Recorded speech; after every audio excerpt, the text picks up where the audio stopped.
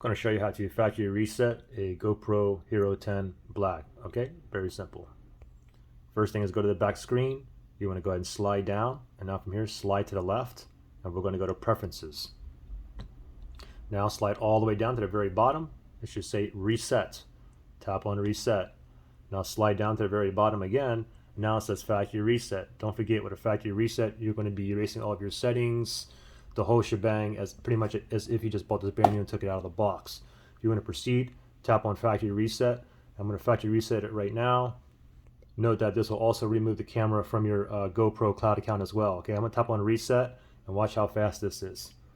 So it's resetting right now. Once it's done, we'll be at the beginning stages where you have to choose your language and so forth to start with the initial setup process. So just be patient here. Just wait. It's only like 20 seconds or so. And